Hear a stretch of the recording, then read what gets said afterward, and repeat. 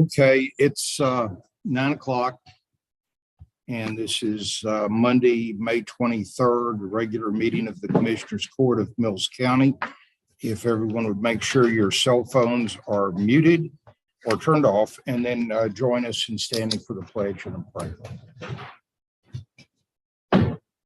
I pledge allegiance to the flag of the United States of America and to the republic for which it stands, one nation, under God, indivisible, with liberty and justice for all.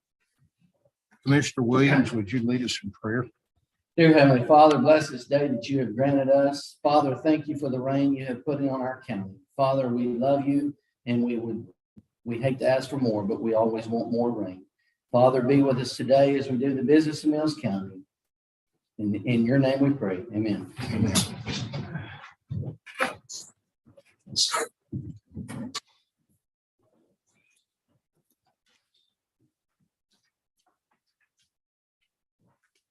Okay, the first item on the agenda, number 2, is review of the minutes of May 9th and May 12th. Let's do these one at a time. The court reviewed the minutes of May 9th. I make a motion that we approve the minutes of May 9th, 2022. And I've got a couple of corrections. okay, let's hear the corrections. On my comments on commissioners' reports and requests, it says that we had a railroad crossing on County Road 316 and 316. That should be the other 16, County Road 315 and 316. Did you get that, Ms. Dawn? No, what road? It should be County Road 316 and County Road 315, not 16 and 16, 316 and 316. County Road 316 and County Road 315 intersection. That's all I have, Jim. Okay, so would you amend your I'll motion? amend my motion to approve it as corrected. Okay, we have a motion to approve the minutes of May 9th as corrected. Is there a second? I'll second. Okay, we have a second from Commissioner Guerin. Any discussion? All in favor, say aye. Aye. Any opposed? Okay. Minutes of May 12th. Before we entertain a motion, are there any corrections? Is there a motion for approval of the minutes of May 12th? I'll make a motion we approve the minutes May 12th. Okay, we have a motion from Commissioner Parkin for approval of the minutes of the 12th. Is there a second? I'll second it. We have a second from Commissioner Wright. All in favor, say aye. Aye. Any opposed? The minutes of May 9th. Audience with individuals, Ms. Knoll, would you check and see if we have any people signed up? No one has signed up. Okay. So we have no speakers under audience with individuals. Consider and act on accounts payable. These were distributed electronically Friday. Board has any questions on them? I want to point out we have 3 payments on the bottom of the first page totaling over, it's about $140,000. That's courthouse hail damage repair from March of last year. We have $125,000 already remitted to us by the insurance company, and we have another $62,000 coming checks in the mail type commitment from TAC. And that also includes that one on the second page too, the second one. Yes, at the top. Yeah.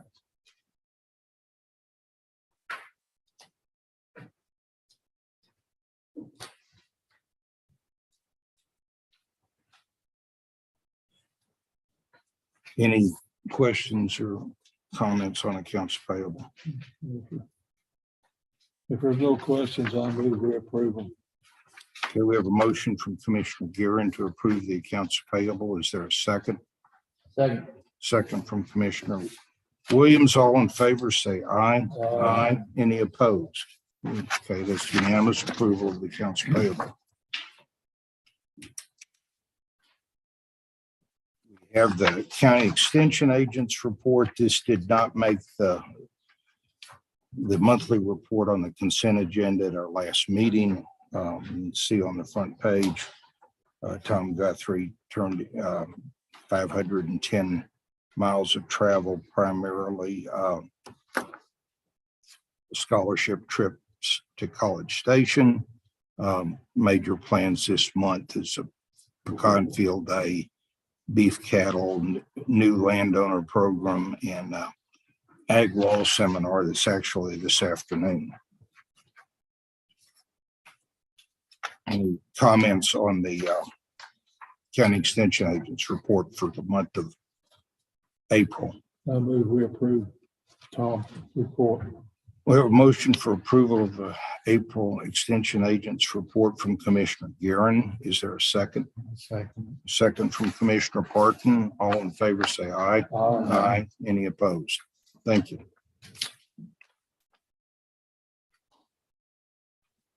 Okay, number 6 is, and Ms. Brooks, you've got a PowerPoint on this. Consider an act on juror fee donations. We've discussed this before a couple of times. It was referred at one point to the county attorney, who has given me feedback, and I will invite him to jump in at any point he chooses. We've got a summary I'd like to put up on the screen. Here we go. Okay, juror fee. Well, we're talking about not what people do with the money, but something called a juror fee donation formulator. This is specified in the state code. Just change the slide. Okay, the code says every juror shall, so this is mandatory, be provided with a form letter.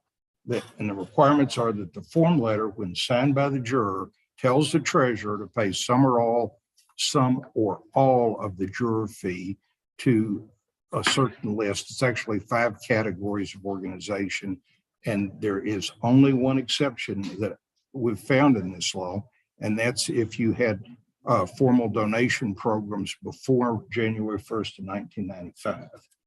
The clerk and I have gone through the records here in Mills County, and the earliest formal program we can find that was discussed in Commissioner's Court was 1997. So our conclusion is we don't have any grandfathered provisions, but everybody knows how the records are. That's based on what we could find. Let's change the slide. So here's the categories that are specified in the state code. It basically relates to victims of crime and the Veteran Service Office. So let's go to the next one. Okay, here's what's listed in our current form letter. WAVE, that's the Women Against Violence Project. That's the Women's Shelter. Ministerial Alliance, a State Victim Crime Fund, Friends of the Library, and Crime Stoppers. Let's change the slide. So laying those out against the code, we've got 2 that clearly comply with the state code, the WAVE Project and the Texas Crime Victims Compensation Fund. We've got 3 things in our form letter that are not in compliance with the code. That's Ministerial Alliance, Friends of the Library, and Crime Stoppers. At one point, in historically, although it's gone now, we actually had a courthouse restoration fund in there. And we have omitted some things that are needed to comply, and that is, it specifies in the code the Child Welfare Board and the Veteran Service Office. So we've got some things that comply, some things that don't comply, and some omissions that are needed for compliance. Let's change the slide. Okay, this was my initial question when all this came up. Why do we need to deal with this? Well, as many things, it's community driven. We've had jurors after some of our big trials say, why can't I donate this, that, or the other? Why can't this organization be listed? And when we started looking into it, came upon this code 61.03. And when we explained that what they want to do is not in compliance with the code, the immediate reaction becomes, but hey, this other organization doesn't comply with the code. They're on there. Why can't my pet project? So let's go to the next slide. This is a lot of conversation over not much money. So as often happens, the amount of juror fees that are donated historically has been around 20% of the total county juror fees. The jury fees, looking back over 3 or 4 years, and I did that on purpose because COVID really did a cycle on the jury activity. It ranged from $3,000 to $7,000 a year. Then we've got grand jury fees, and that's $2,500, $3,000 a year. That didn't move around as much with COVID. So here's the historical donations. Went back over the last 18 months. That was just the information the treasurer's office had readily available. And you can see, money going to the WAVE project, Ministerial Alliance. It's broken down by jurors and grand jurors. That's almost immaterial. So just give you a thumbnail. The Ministerial Alliance was $665. Friends of Libraries about $300.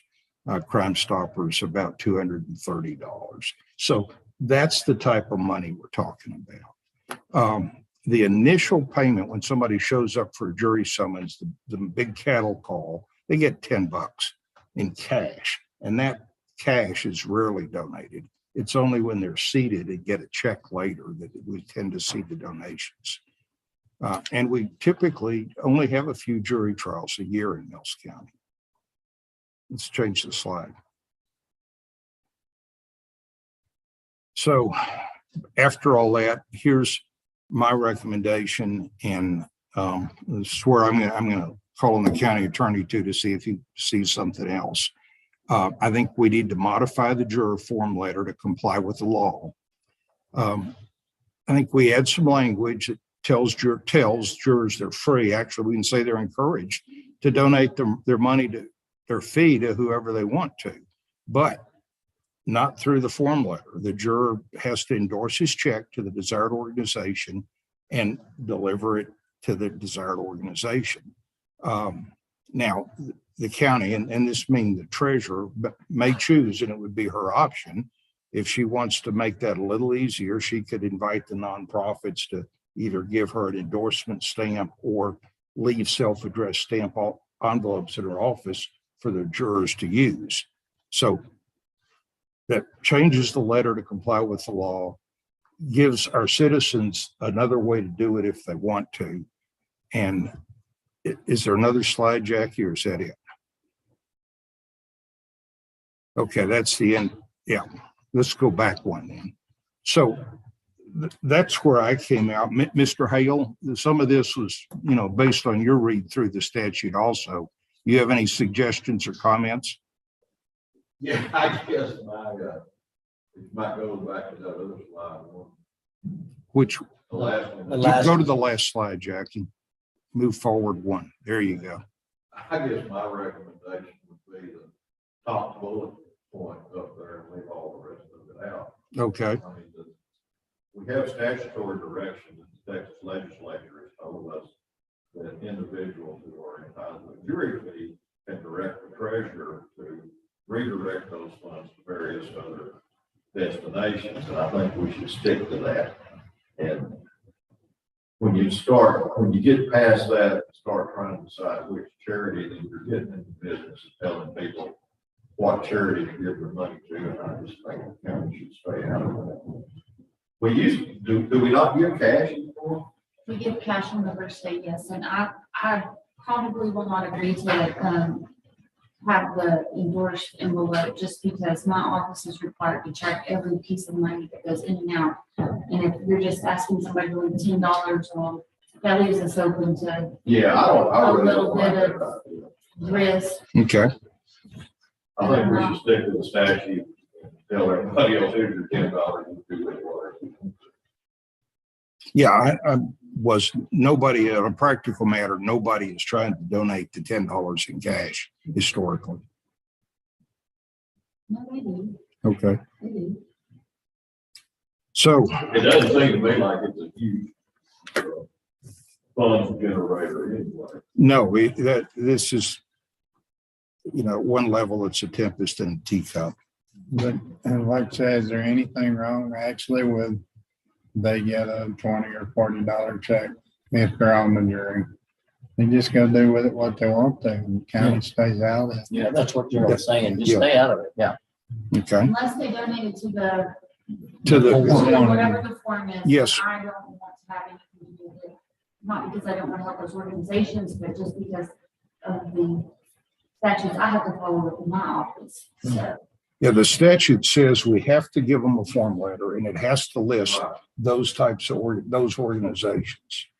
And I mean, my opinion would be like just stick to what the statute says we have to do. any further discussion from the court? Do you have a clue how it got, these others got implemented in there?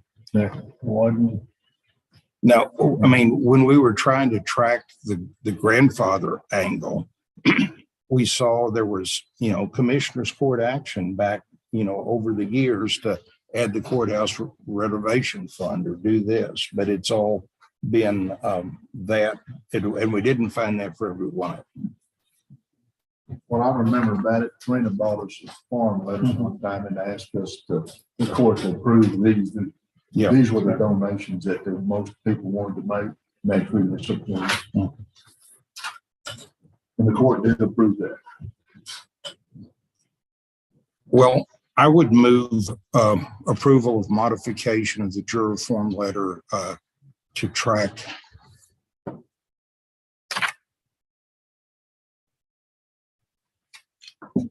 Yeah. 61.003 Texas Government Code 61.003. Such a motion. Yes, I'll second. we have a motion and a second. Any further discussion? We will not give a form letter. No, we will give a form. The motion was to modify that form letter to comply with the statute. Gotcha. As best I can tell, we don't have, I'm working from memory here. Items 4 and 5, 4 talks about a psychological counseling in criminal cases involving grave evidence and testimony. I don't think we just No. adopted that program. And then 5 is Veterans Treatment Court Program as established by Chapter 1.4. I don't think we have that either. We don't, and my intent would be to only, I mean, comply to the, you comply to the extent you have the programs. What we have. Yeah. So we've had a motion, we have a second. Is all in favor, say aye. Aye. Any opposed? Thank you. Let's kill the slideshow, Jackie. Okay, consider an act on a ban on outdoor burning. Our current burn ban expires tomorrow, the May 24th. We've got over the last week, large wildfires south of Abilene and south of Hamilton. We're starting to see a little bit of moisture, although there are parts of the county that got none of the rain. My proposal would be to extend the burn ban to the Monday, to the Tuesday after the second Commissioners Court meeting in June. Is that a motion? Let me look up an actual date. That would be a cleaner motion. Do you have it? Did you say what day? Oh. Second, what, Monday?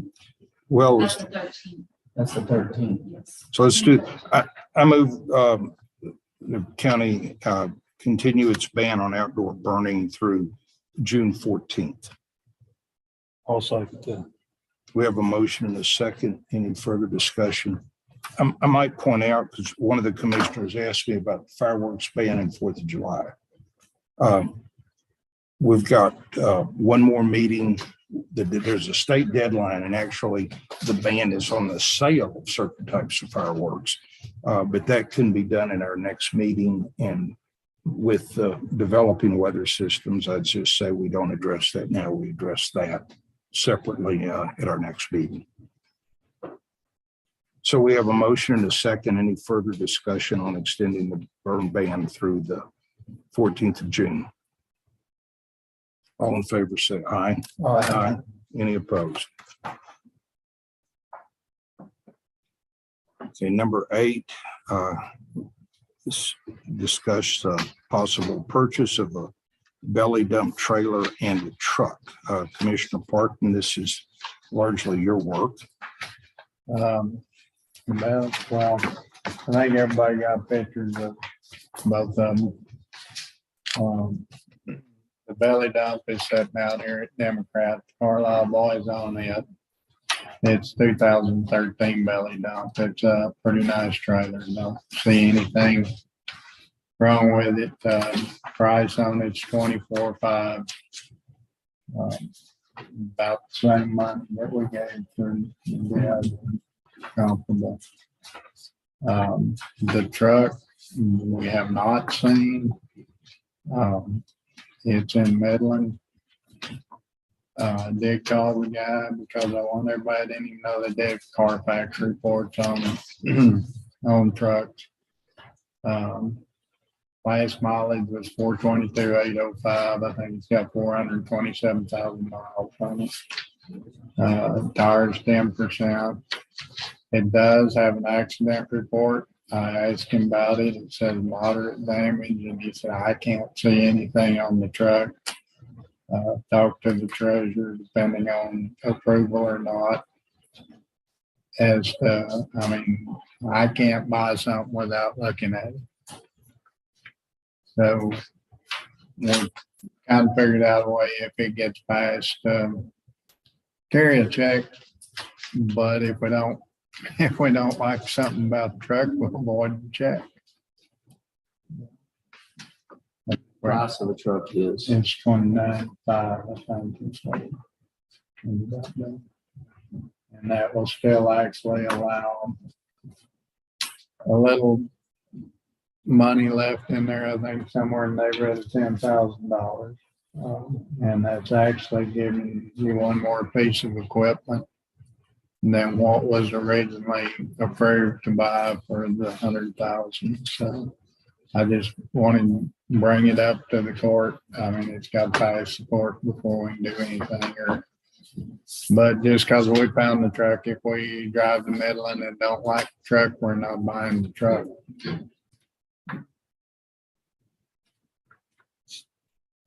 Discussion? you've seen the trailer. Yeah. Trailer's in good I would shape. look at the trailer too. Yeah. The trailer's good. Well, I think your idea about looking at the truck and if it's not any good, don't buy it. Yeah. That makes sense to me. I think we ought to go for it. I guess the whole deal is that when you drive through Midland, you've got to have the clearance. If it is, everything does look out and it drives out good. Right. You don't need to come back to go wait and get a check and go back to Midland and get the truck. But, So that's far enough, just we hadn't seen take it. somebody to drive it back. Yeah. But depending on what the court decides and depending on the weather, we may try to head that way the next day or two while it's hopefully wet. And it's got that wet kit on it. which It is does have a single line wet kit. If possibly you wanted to put a hydraulic winch on it Yeah. to modernize your truck for that trailer, you would Yeah. have that option. To me, that's a big plus. It's already got that wet kit on it. Put one of them hydraulic winches on it. Yeah. It'd be set to go And I Get rid of that for one. a belly dump or the haul trailer, either one, Yeah, or anything else you need to do for them. but anyway, I just wanted to put that out there that there are some pieces that have been found and one of them's local, the other one's not.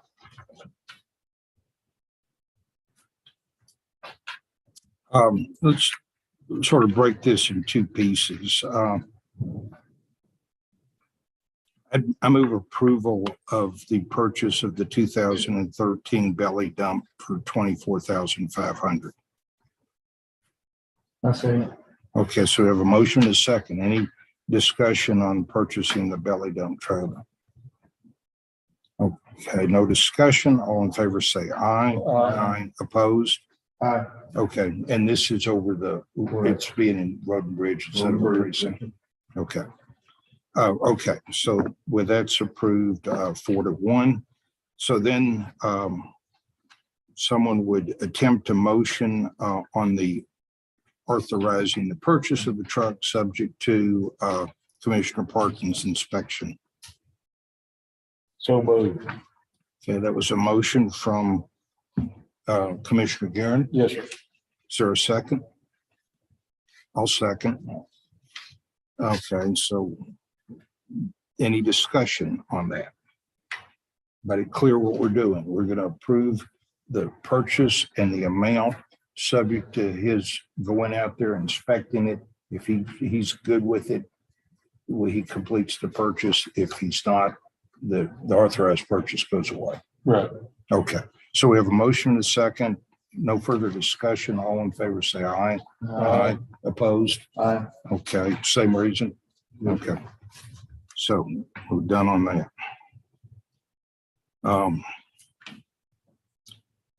Number 9, and this is another PowerPoint, Ms. Brooks. This is one of the joint road projects. If you would tell Jackie when you're ready to change Yeah. slides. Okay, yeah. And so this is my first PowerPoint, so y'all bear with me. So again, this kind of follows up with what we just purchased and went through that on the road and bridge. We have material set aside and we also have improvements set aside. Those funds are $100,000 a piece. And again, nothing has been used as of this year. We've got 4 months left in the budget cycle. So I'm making a proposal to use some of those funds to do a road project on County Road 433. This is about a mile and a half of road on the Regency Road. And this will be retopping it. Next slide, Jackie. So as you can see, there's the kind of the timeline. We've actually already started work on it. We've already got road signage up and reworking some of the corners and stuff like that, hauling off a lot of sand. We're going to replace one culvert before we retop this and working on the back slopes. There's 4 S corners on this and 90-degree corners, and they're really sharp. And so they've rubboarded, there's no material on them. My like to do the project is on June the 9th and 10th. That's a Friday and a Saturday. My recommendation is if any of the road hands want to do it and the commissioners are agreement to letting their road hands, is they go to that week, do a 4 10-hour work week, and then Friday and Saturday, if the road hands want to work, they can get overtime. Next slide. This is where I need decisions making it, whether to lose local or go out of the county for material. As you can see, there's several pits that are around us. The Porter Construction in Lampasas County and San Saba Advocate in San Saba County both have material ready to go. Scott McCoy, after visiting with him, he has some of it. He doesn't know if he'd have enough to do this project. This project's going to take a minimum of 50 loads in a belly dump. And so Scott said that they would probably have to blast one more time. So I'm not for sure which way we want to go. San Saber Aggregate is actually in Richland Springs. So it's actually the closest to my precinct. And he has the material and it's also cheaper. Next slide. So it kind of let y'all know I took a picture of the map and put it on there. There's County Road 433. It comes off of right there where Miss Annabelle Egger used to live. And it'll start there at the highway, and then you can see the two sharp corners in there where it's circled in red. And then the new culvert. And then we also have been given access from Richland Water Supply, and they said that we could get water to water this in and put this in. So I think I have kind of all my bases covered there. That if you go in and on that fourth corner right there, that's a mile in right there. And the landowner on the west side of the road there has granted me to cut his fence down so that we can turn our vehicles and trucks in without having to go all the way to Regency. Again, there's no place to turn around unless they take 432 and take that 7 miles all the way back out. So what he's done is saying you can cut into my property to do a turnaround for your trucks. And then we're gonna take the fence down, And then when you're done. and then you when put we're it- done, we put the fence back up. Okay, so he's not giving the property. to No, the it's county. just to use it to turn around. Must be something about West Texas because he lives out in Midland. So we'll talk a lot about Midland today. Next slide. And so, again, this is kind of how much it's going to cost and the distance, and you can look at it and you can study it right there. That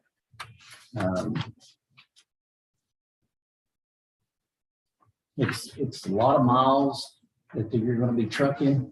It's 1,200 tons or 1,200 yards, however y'all want to look at that.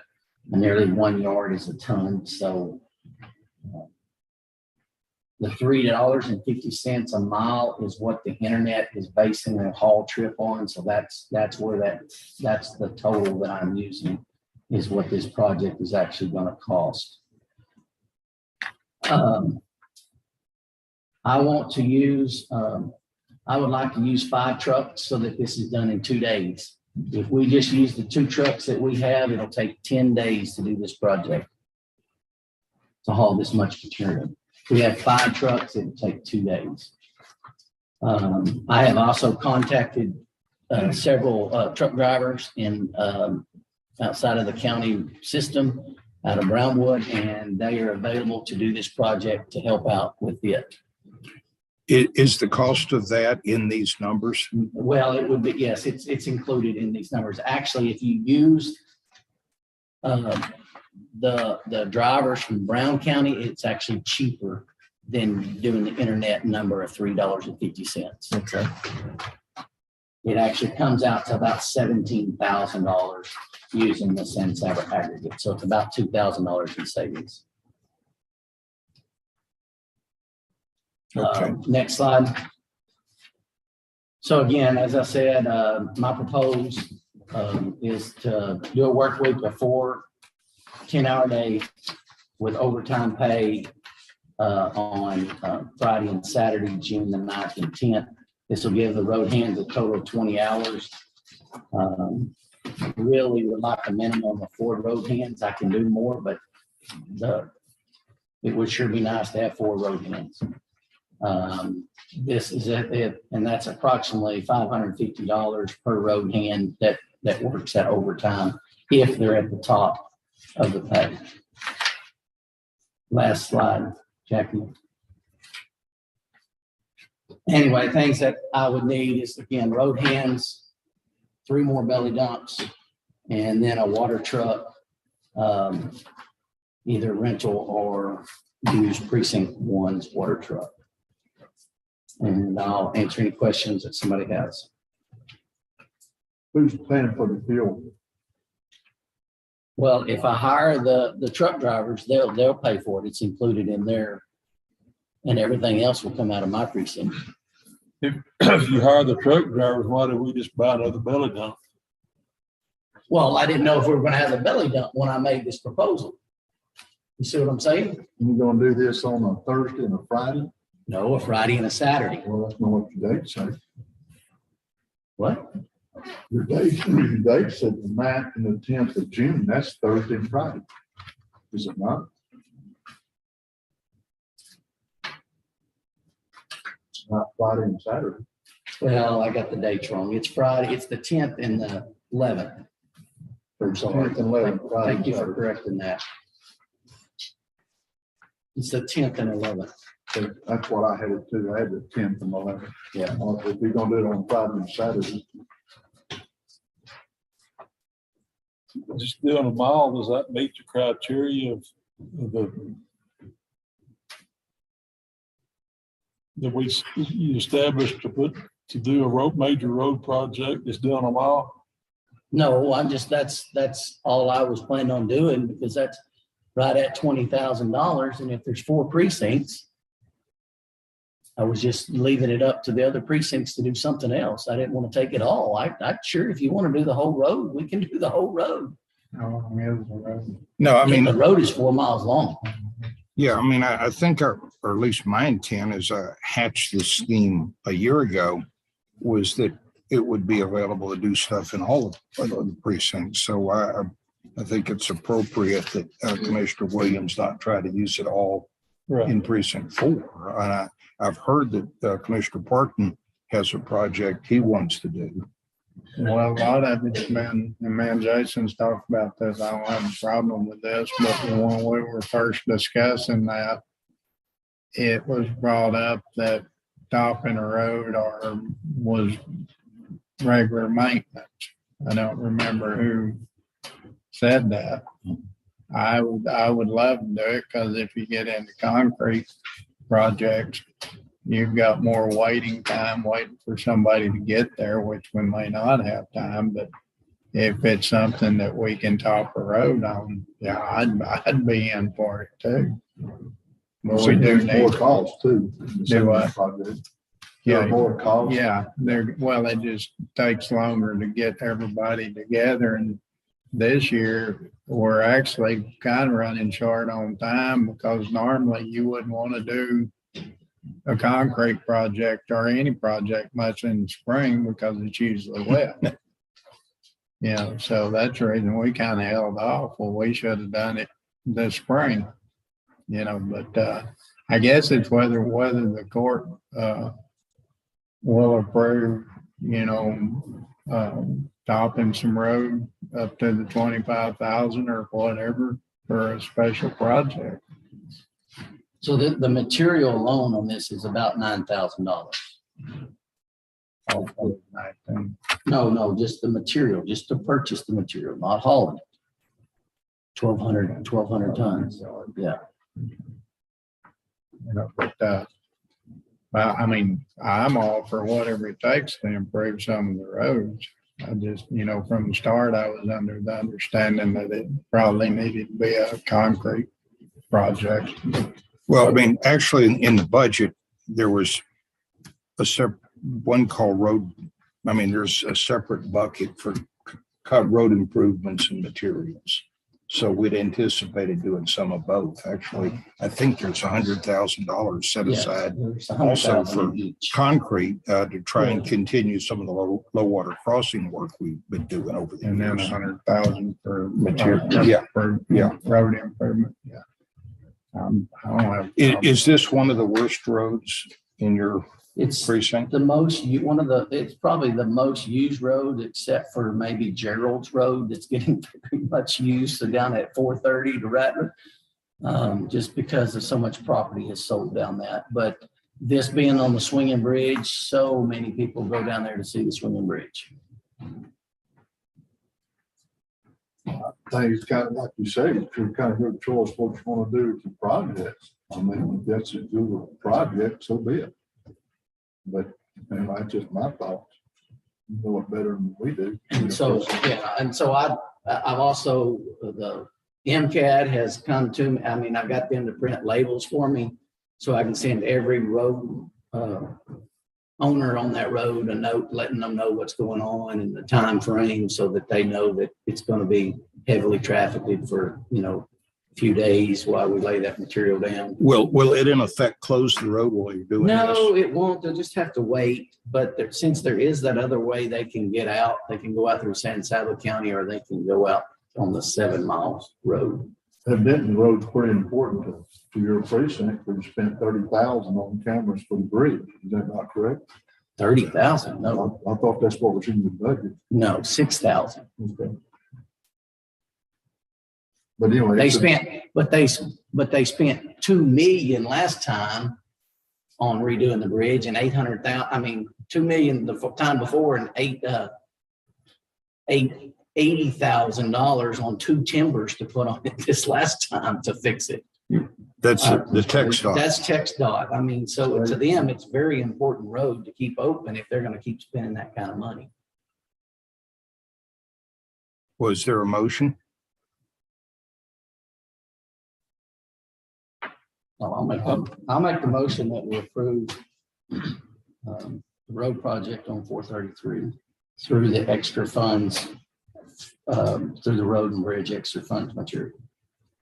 Okay, we have a motion. Is there a second? I'll second it. So there's a motion and a second. Any further discussion? All in favor, say aye. Aye. Any opposed? Aye. Okay, because, Project on the road bridge. okay. Okay, so we've approved that 4-1. Moving on. County policy for entrances on county roads. Jackie, this is another PowerPoint. Did I skip one? Oh, I did. Number 10. While she's loading that. This is from the treasurer, adding Amanda Williams to the bank card for writing checks. I think that's from Debbie. Well, can you tell us perhaps which bank account we're talking about? I'm assuming that it's the MA Trust and MA Profit Okay, so not a county account. It's either commissary or inmate. Trust. Yes, I'm sure Debbie submitted this. Do we I know? don't know anything about it. Okay. Would you be in the middle of it as it happens? Not usually, because that is a special fund for the sheriff's department, so it does not. Deputy Purcell, I know this is out of your ballpark, but do you have any knowledge of this? Well, I understand it's for writing inmate checks and stuff like that, when we're getting ready to move out and stuff like that.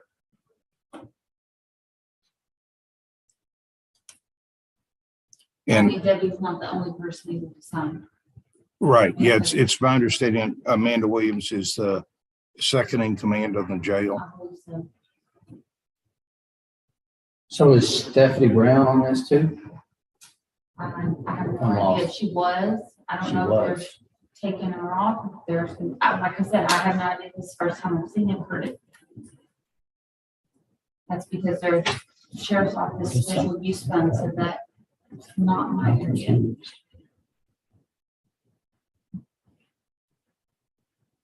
I recommend you approve it. I'm sure Debbie needs the help. Now she's the the assistant, right? So why is she signing this? Debbie is now the jail administrator. Oh, Stephanie is the administrative assistant now. They have switched roles. okay. I did not know that. Gotcha. That happened about a week ago. So is Stephanie on this? Is her name on the signature card? It was, I don't know if it is now, if they're changing. I I mean, know it was but Stephanie is and Debbie. Debbie's on it? I think Debbie is already on it. I think it was Stephanie And and Debbie. Debbie, and now Debbie's probably asking for Amanda. Amanda to be on it. It may be great to have all three of them. Personally, I would But think it this does would not need, come through your office, is that correct? Correct. The only thing they do is provide me a copy of the reconciliation to the. And they do that. Yes, every month. Okay. Like software. I would think that's something that needs to come down from the sheriff. You know, I don't mind doing this but I'd sure feel better if I understood it a little more. Who put it on the agenda? Well, I mean, physically, the agendas come out of my office. So there was a request came in to do this. I don't remember who I assumed it came from the treasurer's office. It obviously didn't. So it must have come from somewhere. Whether it came from the sheriff or someone else out there. As I sit here, I couldn't tell you. Sir, When I make a There's request, Jack. Yes, ma'am. Miss Gerba had asked me to add it to the agenda. Okay, so there we go. I didn't do what she said. Oh, she said Miss Gerba, Debbie Gerba. Now, that sounds a little unusual, but in her capacity that I'm used to dealing with her on as the administrative assistant for law enforcement, that's the way the sheriff's stuff typically comes to the court. And she's the jail administrator, so she handles those two accounts. So I would recommend that you approve it. I make a motion that we approve adding Amanda Williams to the bank cards for check writing for sheriff's department. Second. Okay, we have a motion and a second to add Amanda Williams to the signature cards for the inmate accounts at the, okay, motion and a second. Any further discussion? No, I'm not trying to throw a rock in the deal, but I still think inevitably they should have came from the sheriff or the head of that law enforcement. I agree with you. Well, if, I didn't know this, but if Debbie is now the head of The jail. jail, then it did come from that department, But but it didn't that come. has just now happened. I didn't even know it. I mean, it just now new to me. So yeah, I got an email from the sheriff about it sometime last week. About the personnel change. Which I will forward to the court. And the sheriff makes those changes, does he not? Yes, it's within his authority. I mean, subject to the budget, of course, but. Okay, so we have a motion and a second, had some discussion. All in favor, say aye. Aye, opposed. Okay, and that was over the lack of information. Well, yeah. Okay. Personally, I think the head of that department should have been here to represent that decision. I'm sorry. Yeah, I understand. You voted. Okay, so let me recast the vote. So we have 3 in favor and 2 against, and okay. Okay. Consider an act, county policy on entrances into county roads. Here we go. This started off as what we call the tin horn policy. The suggestion was we plagiarized from TxDOT, which is what we did. The reason it's called the road access policy, this involves people cutting from their property onto a county road. So it's coming across the right of way into the road. That's where the tin horns have typically go. So let's quickly flip through this. This has been to court once, maybe twice. So and I think last time it was Commissioner Wright one more time, and that it was appropriate because as we went through it, we found a number of things that got missed. What this policy does is it actually has a little form. It's an application. It requires notice to the commissioner of the desire to install a new entrance on a county road. There's a $50 application fee. That can be set from time to time by the court, but in here it's $50 initially. It also requires to the revision of an existing entrance. So if somebody's got an entrance, they want to move it, make it twice as wide, increase the tin horn size, whatever, this applies. And it sets uniform county criteria for horn sizing, entrance placement, shared entrances, and a responsibility for the landowner to pay for it. So you'd flip this slide, Jay. goes back to the why are we doing this question. Subdivision activity has really increased the number of people cutting entrances onto county roads. These entrances come across the county-owned right-of-way. They affect the safety on the county road because it's potential cross traffic, and they potentially change runoff.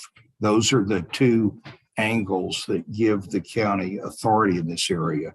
Three, if you count the fact that it's our right-of-way. Prior practice in the county was it was free. Owner provided the tin horn, worked with the commissioner, got it done. That worked just fine agriculturally. The development pressure and the increased request, with every 10 or 20 acre lot has changed that. It's put a lot of pressure on the precincts. People are frequently cutting property so the lots have direct road access that fits an exception in the state and local subdivision ordinance. And that's an exception, a loophole the county can't close. It's state law. The negative impact on the precincts is labor, machine time, materials, and staging, because these people tend to want them when they want them versus when the equipment and the manpower is going to be in the area anyway. Let's go on to the next one. So back to, we got the little application form, not much to it. That landowner completes it, submits it to the commissioner for review and approval. The construction, which is separate from the application, requires 2 business days notice to the commissioner following the approval of the permit. The preferred installation is by the precinct. And if that's done, the initial charge is $1,500. But there's an alternative that's permitted at the landowner's expense. The commissioner can authorize the use of an approved cut and dirt contractor if precinct installation's not available. The construction's got to comply with the permit in this policy, and unauthorized entrances can be removed by the precinct at the owner's expense. So is there another one, Jackie? Is this just drainage, sir? We're talking drainage, you said? Well, the policy is about cutting an entrance onto a county road. So you're coming across the bar ditch, and the legal underpinnings are crossing a county right of way, potential impact on drainage, and safety on cross traffic. There's some specifications in the policy. Some of this is just common sense. It's got to be the entrance has to be from the owner's property. No fixed objects can be placed in the right of way.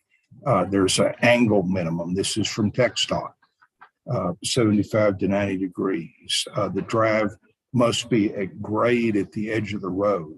The water flow's got to be away from the road surface. And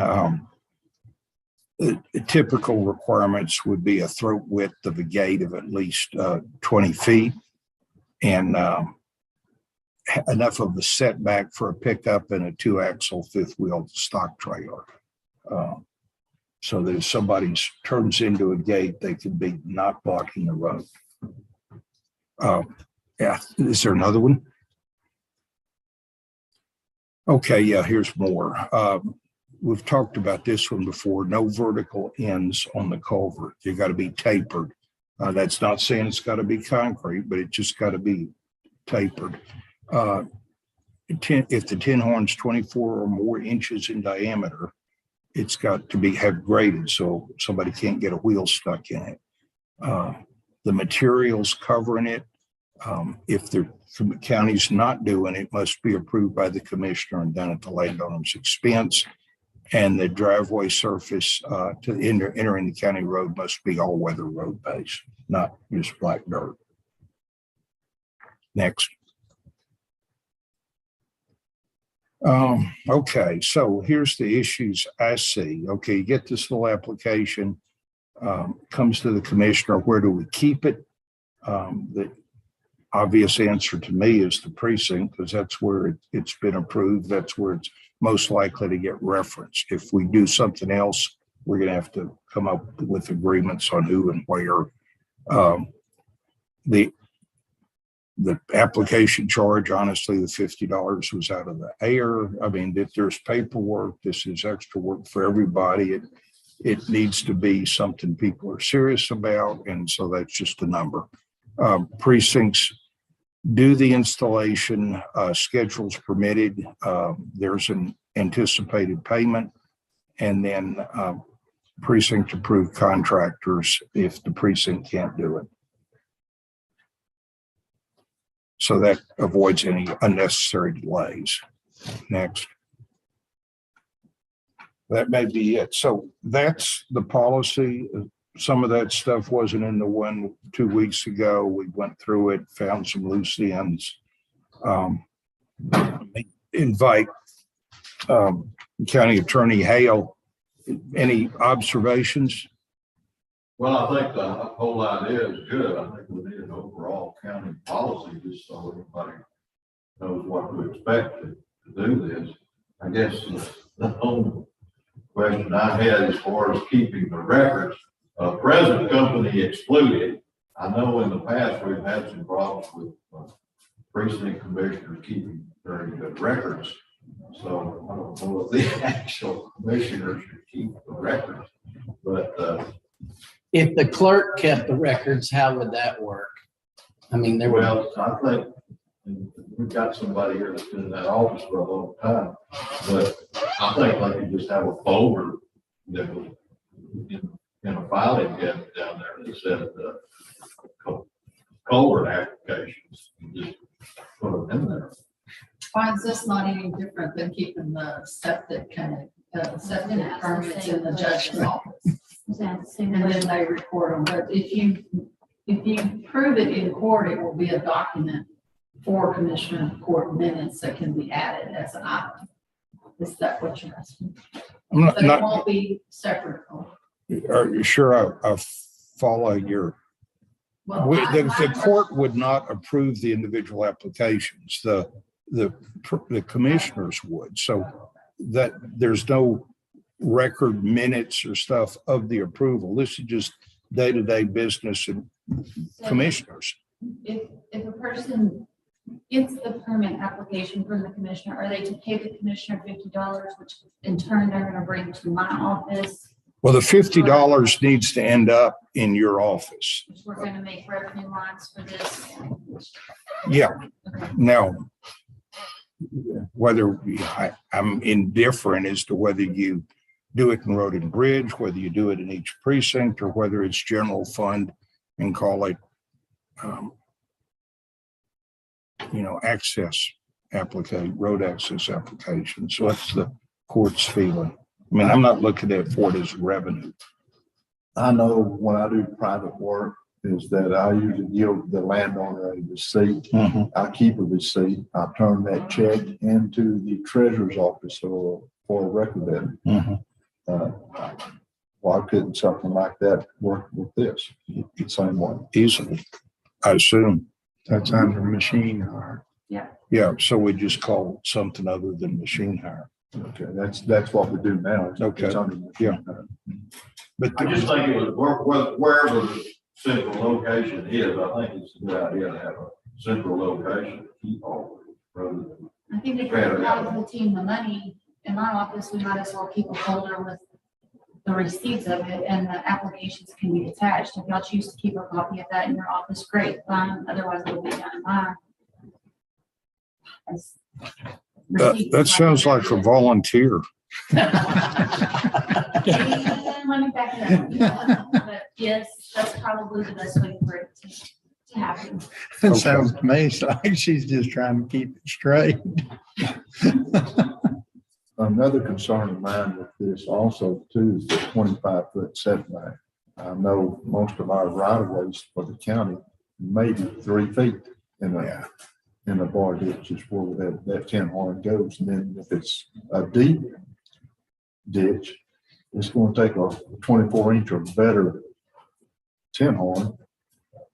I don't know, I like the grading over that tin horn, simple fact, we have so much trash in these bar ditches when we cut brush. We'll spend a lot of time trying to clean those things out all the time. Well, it's been my precinct, we do a lot of brush cutting. Yeah. And we do a lot of cutting, cleaning out on the end of these tin horns. And that graded system, having to grade it over the ends of those tin horns concerns me. I think that this was adopted or copied from the tax. It is. So they've got a little cleaner right of ways than what we got where we're And a lot more right brush away. shredding in wider areas, yes. They don't dig in the right ways. They just put the horn down and cover them up with. And now Put my concrete on both ends. understanding is tax dot don't even do it. No, they do not. That if a person wants one put in, but I've seen them both directions, depending on whether it's on a state highway or a farm to market road. But like out here on 2005 where they've never covered those up, they're just sitting in the bar ditch with the concrete on each end. Well, I seen one the other day, it does have tapered ends, but it's on 218. It just has the metal ends on it. And I thought, well, that's unusual. Because most of the time, TxDOT requires the concrete tapered ends. In the same way with, in this deal here, it says pipes. Is that, I guess that relates to tin horns when you say pipes, because it concerns me that landowner putting in plastic, rubber, or, PVC. That's another concern on these tin horns, because I've seen a lot of stuff go in on our right of ways now that I don't agree with, and I will, if it ever stops up, I'll pull them out. Yeah. But it's just, that's a concern too. Well, the request to the court from commissioners was that we needed a countywide thing. We ought to use TxDOT as a model. Here we've done it. You guys live this stuff. I don't. If you want to take this and mark it up and let us know when you have something that you like, we'll put it on the agenda. I'll put it on the agenda for approval. I don't. Well, one of the items too is it says affixed. How about, no one's mentioned mailboxes. And that's. Well, that says a fixed item in the right of way. So the mailbox, yeah, That's, it can't be in the right of way that's correct. as a fixed item. That Yeah. is correct. And so that's another concern too. I'm kind of the one that brought all this up because obviously we're, right now, we're the ones getting hammered the hardest by it. I don't know how many, since January the 1st, we put in 14 tin horns. And that's huge. We put in 11, the total of last year, and some of them I thought was unnecessary. And I talked to Gerald, we did not have to put them in. But if with the amount of subdivisions that's happening, it's gonna happen in all the precincts. Sure, take your mind right now. And what we do need, and I don't mind taking this back and I guess what you'd say modifying it to what I think the county should ask, and then y'all can either approve it or disapprove it. But I think we do need a policy countywide. Because there can be cases where one side of the subdivisions in your precinct, one side of the subdivisions in mine. Well, I And there know probably that- will be. So like you say, these developers cut a lot of right of ways, Yeah. but they ask before they cut. And I go and inspect. No, they don't. But they do me. Yeah. And I don't know They about do. y'all. They I didn't can't ask speak to me. y'all. What happens in my precinct, they do come to me. Well, we've got a huge development happening that I finally told their dirt guy that the county was out. This is a 1,600 acre deal. And I think they're trying to slide it in and get stuff done because they have not bought this thing. They have not had a preliminary plat. They've not bought it to the courthouse. But yet they're doing the dirt work and the guys wanting us to put in a tin horn. And I'm like, no, That's your choice. right now, until y'all designate this as a subdevelopment, I'm out, so. Sure. That's just your Well, choice. here's a couple ideas. One is if there's some urgency, this is a policy we can adopt and we can modify it in 2 weeks. If there's no urgency, let's table it and let's get a markup back on what you want to do. And we'll do that in 2 weeks. So I'd entertain either whatever sort of motion somebody feels like making. I move we accept this Mills County Road Access Policy the way it's written presently. And if we need to change it, we can change it later on. Okay, we have a motion to adopt subject to revision later, separately. Okay, we have a motion and a second. Any discussion? All in favor, say aye. Aye. Any opposed? Aye. Because you want, I think there's a lot of stuff in there we need to decide before we ever approve. okay, that's fair. You know, from like I'm saying, what kind of tin horns we're placing on it, mailboxes, it all brings a lot of issues. We, Kind of right of ways. with a vote of 4-1, we have adopted it. I will put it on the agenda for 2 weeks from now. If you could give us a markup of suggestions, we'll happily deal with it. Yeah, I have. Good. Well, but yeah, I need it so we can get it out to everybody. Okay. Where are we? Number 12. TxDOT contribution agreement, Highway 45 project. This just came out of the blue recently. TxDOT is widening Highway 45. They have, it mostly is San Saba and Brown counties. There's 0.4 of a mile of this in Mills County. They have asked all the counties under their usual agreement to pay a portion of the right-of-way cost. The portion is 10% unless you are a economically disadvantaged county, which Brown County is and Mills and San Saba are not, which just set me off the wrong way. But with 0.4 of a mile in the county, their right-of-way cost estimate is $25,000. 10% of it is $2,500. And with the other things, we're getting TxDOT cooperation on the bridge repairs on 574 without closing the road, and the delay on the bridge work on 1047. My recommendation would be to save that fight for another day and approve an agreement that would create a $2,500 obligation for right-of-way, our share of right-of-way improvements on Highway 45. I invited TxDOT to attend this meeting. They're not here in person, and I don't see them on Zoom. If I've missed them, please speak up.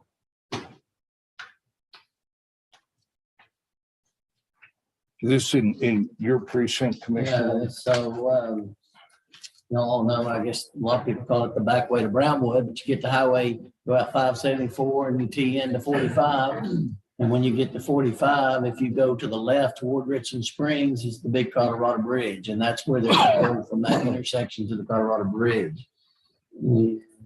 Their projected project is to build a second bridge to go across the Colorado River. And if you go on into Richland Springs, that way they've already redone the bridges that direction in San Saba County, going into Richland Springs, and they want to make that road wider. From what I'm getting, they want to make that road wider so that all the forks can connect. So that would be Camp Bowie in Fort Hood, so that they would use those roads to drive on instead of the other highways. But I do have a picture of the drawing here if you want to look at it, but it's going to be a pretty major project. I don't know if last time y'all been out there, but that's a long ways to the bottom from that bridge to the bottom of the water. So, but anyway, they can pass that down if you want. Okay. Anyway, so just the blue line is the current bridge and the yellow lines are is the right of way that they're wanting to obtain on both sides. And just took a picture of it, and the red line is the new bridge, but that's all I know about it, Judge. We don't have but about maybe 5 miles total out there on that highway, since the county goes to a taper down there. So it's at the very end of my precinct. I still have 3 county roads actually on the other side of 45. Do their right of way expansions not have to be purchased from the landowner? Yes, they do. That's So what it is. that's what they're coming, they're anticipating having to pay $25,000 to purchase landowner right of way to do this expansion. And the practice, I don't know if it's statute. It is. It's statute is for the counties or the municipalities or whatever the government body area is for the right of way expansion to participate and fund 10% of the cost of the right of way expansion. So if their estimate is 25,000, Mills County's obligation would be 2,500. But they're getting their money from the landowner. No, the landowners get the money. Texas, Yeah, Buy I the mean, land. they're having to buy the land, so Right. if they're getting their money, if they're having to buy the land, they're saying that the county needs to pay 10% of it. yes. And now if the landowner says, no, this is a good deal, just take the land, then we don't have to pay anything. It's basically one landowner or 2 landowners. If they're having to get it off of both sides of the roads, it's going to be 2 landowners. You're just talking about the areas south of the 574-45 intersection, right? Yes, sir. I mean, that's. Mike, Actually, the landowner, You can get that bridge or a rock if you got a good arm. But we're not talking about a whole lot. the original owner of it was Chad Anderson that owned the one side of it, and then it sold to a man named Goldthwait. And then he's now sold it in the last year or You so. got landowners on both sides of the road, but you're not talking about very long. no, You're talking about from 45 to the bridge. Well, no, from 574 to the bridge. Yeah, I mean. Yeah. On Highway 45. can you show that to Gerald? So in going back to the question, the county's been asked to execute this agreement with TxDOT on the cost sharing on the right of way acquisition. And that's what that agreement should have been in your package. I make a motion that we act on the TxDOT agreement to contribute right-of-way funds on Highway 45 of the 10% estimated cost, which would be $2,500 to the county. I will second that. So we have a motion and a second. Discussion. All in favor, say aye. Aye. Opposed? Okay. Next item on agenda, establishment of a 9-member Citizens Grievance Committee. This is Texas Local Government Code. Remember the grievance committee provisions, it has a time period, a very defined time period to hear grievances for salaries of elected officials. The statute says the standard is a grievance committee consisting of a named list of elected officials, or at a county's option, it can choose to use 9 citizens rather than 9 elected. Actually, I think it's 6 elected officials and 3 citizens. And what's on the agenda is proposal to use 9 citizens, which is what we have used the last 3 or 4 years. It's not crystal clear whether we have to make this election every year or not. Once we've made it, it may stay in place, but just in the abundance of caution, my recommendation is that we make this election again this year to use a 9-citizen member grievance committee. The motion? I move that Mills County elect to use a grievance committee select consisting of 9 citizens. I'll second. We have a motion and a second. Is any further discussion? All in favor, say aye. Any opposed? Now, the next thing we have to do is select the grievance committee members. The test to be on the grievance committee is you have to have served on the grand jury in the county in the prior year, and the judge has to draw the names at random. So I'm going to draw, these are all the grand jurors for the period. They're in a hat. I'm going to draw them, and I'd like to hand them to the clerk to read. We can get a, you'll pick up the microphone if you would keep the names. You can keep the slips and maybe just take them. No, but I need to know what order. Well, it hardly matters on the first 9, because those are, every one of those will be invited as a primary member. The next 9 we're going to draw will be alternates, and those do need to stay in order.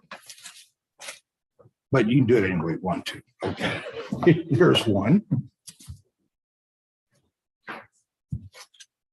Janice Stagmiller, Okay.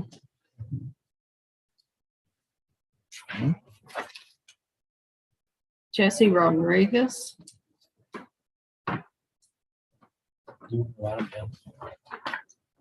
okay, Here we go. I was looking for tape. Anybody have tape or paper clips in the? Peggy Herbert,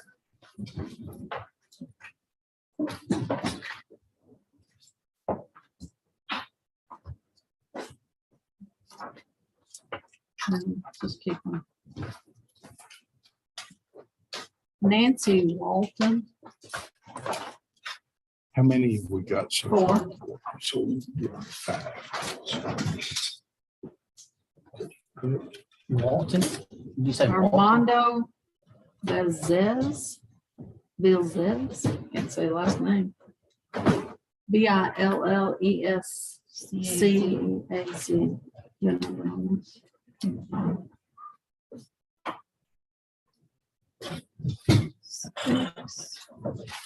Number 6, Jessica Head.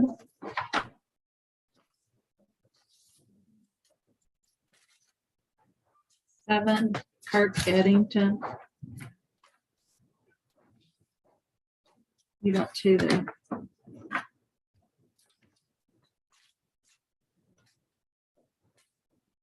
8, Danny Sutherland.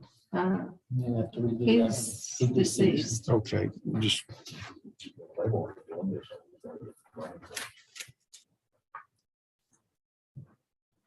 Ann Rowland. and this will be number 9. Mhm. Okay, so that is our last of the regular members. Katanya Howard. Okay. So those 9 are the drawn officials. for the grievance committee members.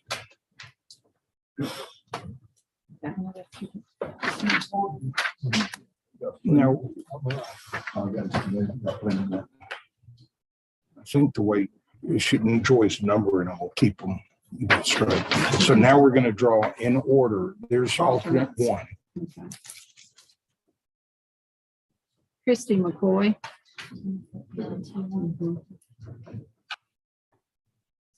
Alternate 2.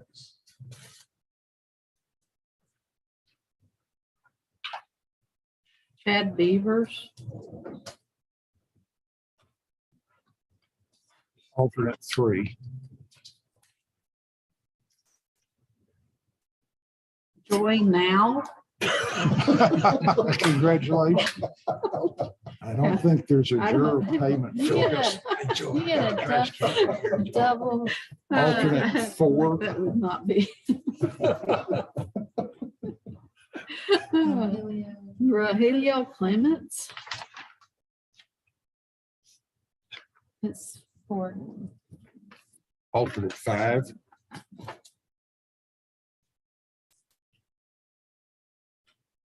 Wendy Rowley.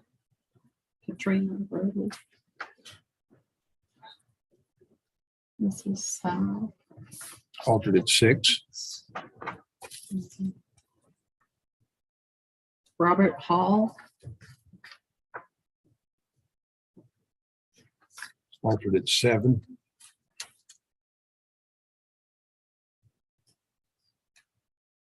That's what we get for using Dean Robert's hat. Humphreys, Alternate 8. Howard Kellis Lambert, Alternate 9. Carrie Miles. Thank you. We will send letters. The committee is set when people accept the nomination. So we'll send a letter to the first 8 and a form to return, agree to serve if we need it. First one. If they, to the first 9. After we don't, we'll typically never get the whole 9, and then we'll start through the alternate till we get 9 that if it's signed an acceptance letter. Okay. Consider an act on EMS station construction. Really, I have nothing to act on. I tell you, I had a meeting with an architect. Came in, had been following our discussions. He came in and pitched services for this. It was the same architect that advised on the county jail. We have, through Commissioner Guerin, got a surveyor to go out and look at the property on Justice Drive, and with the goal of staking it to make sure that the layout for the footprint for the EMS station will fit and how. Those are the 2 things that have happened since the last meeting. I think it's probably appropriate that we wait. We'll have the Republican primary runoff for the county judge tomorrow. So by tomorrow night, we'll know who my successor is. And this is a project I would like to involve that successor in also. So as a result of that, I've got no proposed action and would, unless you've heard something from the surveyor. I haven't, they haven't Okay. contacted me back after we sent all that information to them, Judge. Okay. So, I mean, the big issue, probably the next issue to address will be, do we want to hire an architect or some other form of construction supervision, or do it ourselves? And I think that's a decision to wait till after the primary. Right. So I move we table item 14. I'll second it. No, I'm sorry, 15. So I moved. Who seconded? Yeah. Commissioner Guerin seconded. All in favor, say aye.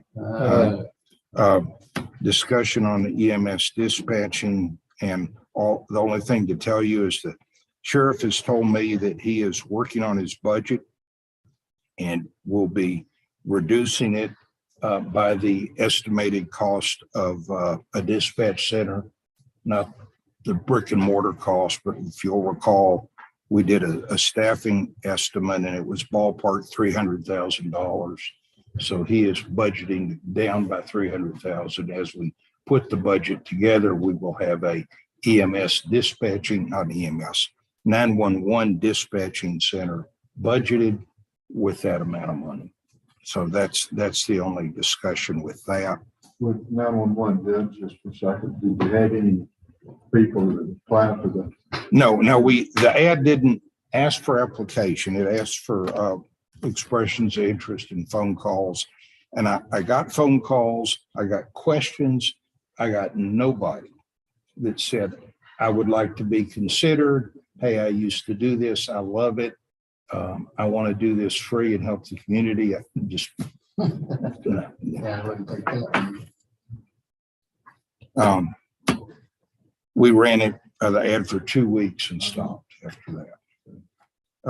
Commissioners request and reports, Commissioner Wright. We've been hauling material on County Road 510. We're fixing to rework about a mile and a half of road. And also we've been hauling material, stockpiling to our yard. The windshield for the dump truck will be replaced Wednesday. They'll come down and replace it. That's all I have. We've been stockpiling material to haul on county roads. Unless something blew up, they poured 4 bases last night on the Blue Bonnet Wind project. And they've got 14 holes dug, and they're putting the rebar in them now. So they're up to speed on that. And I toured the deal with Scott the other day, and it's real interesting. Sometimes you ain't doing nothing, we'll get and take you around where they put those bases underneath that thing. You've never seen it before. It's different. Oh, yeah. It's like a mushroom upside down. Anything else? That's it. Commissioner Parton. We've been hauling about a mile of road over on County Road 232. It's material that we got from Stuart Peters. Had a big pile of it. And we still got the rock grinder going, so we're actually it's pit run stuff. We're grinding it as we put it down. So working out good. We definitely need some moisture out there to get some dirt back in and lay down. We've hauled a good bit of road that hadn't had any moisture on it.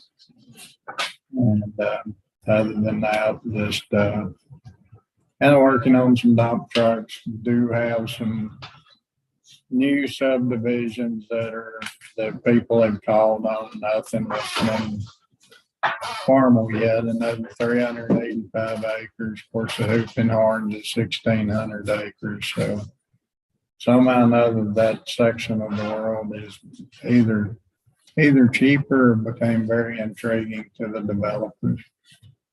That's all I got. Commissioner Williams. Did some work down on the end of County Road 430, where you turn in and go to the cemetery down there. Landowner put the new fence up. Also, they've got 2 cut-ins where they're gonna make entrances into the properties down there that sold down there toward the end down there. Working on County Road 433, trying to get ready for this project that I just explained to y'all earlier. Hauling material, moving material out. A lot of sand, two corners, so we're having to move that sand out of there.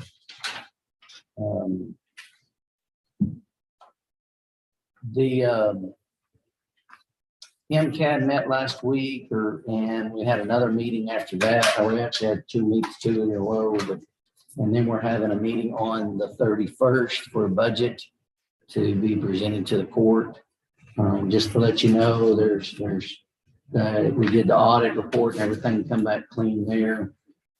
The call meeting this last week was over internet issues and not being able to get all of the internet was getting too full. I mean, their emails, not the internet, but the emails were getting too full and the co-op could not give us any more room. So we switched over to BIS to be our provider, which does all the other stuff in the office.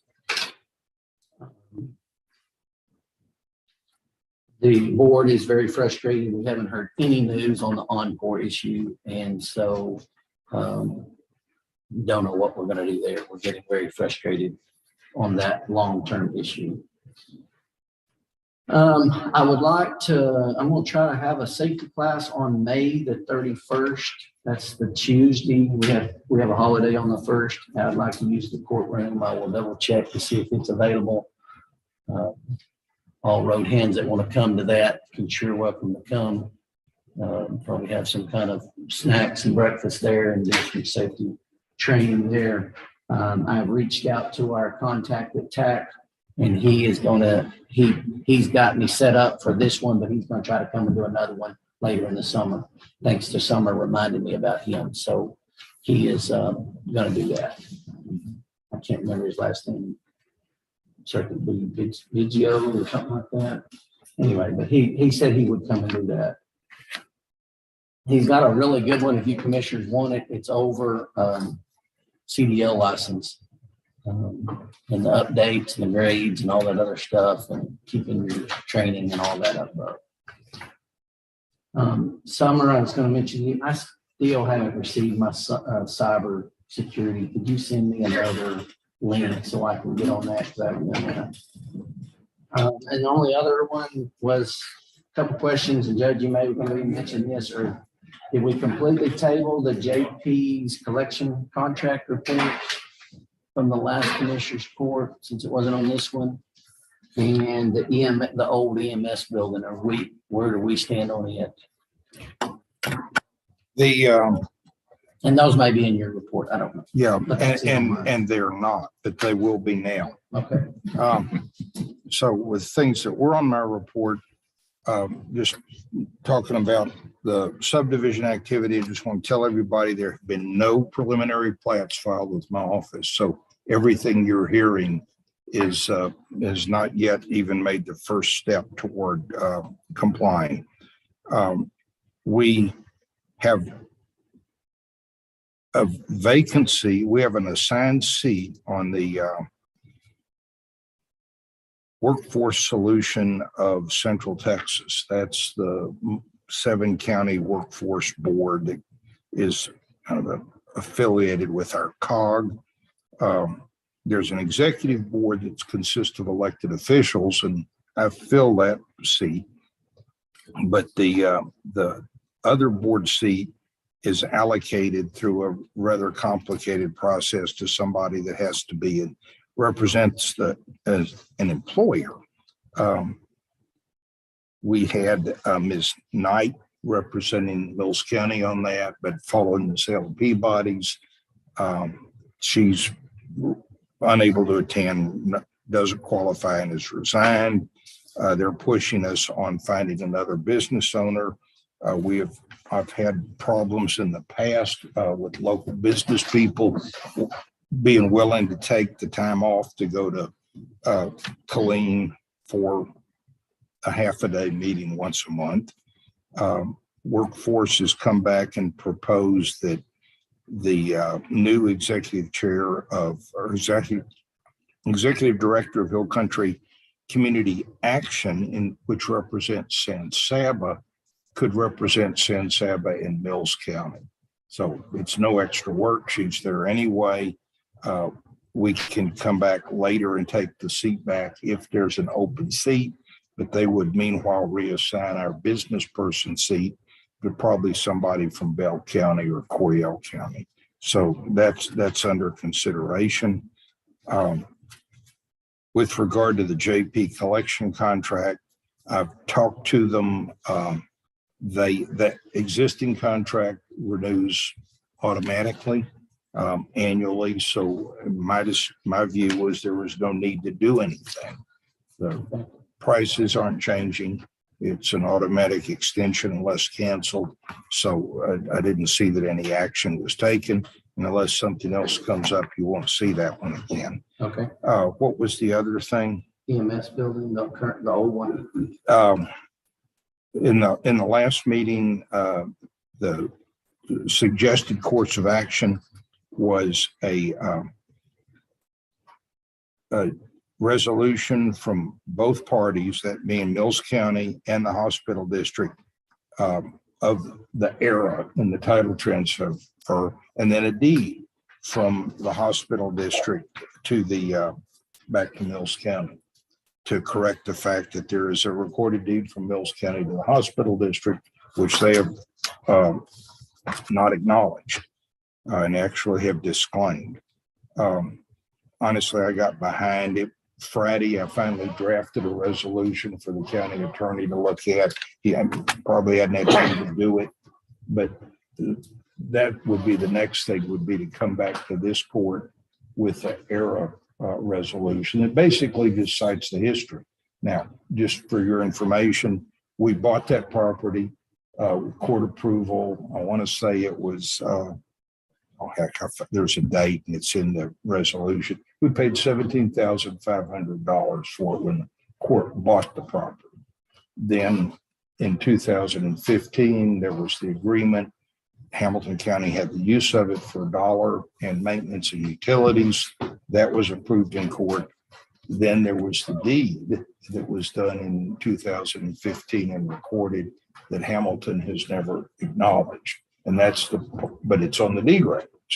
And so that's the part, all that gets cited in the resolution. We did this, we did that, we did this deed. You know, the agreement doesn't specifically require, I mean, just for $1, they got the use of it. So we are going to take our resolution says that deed was an error. And we'll have propose a similar resolution to them and a correction deed. But we need to give our county attorney, I sat on it too long. We get his input on it and keep moving forward. But once we get a path to the title cleaned up, then we'll sell it.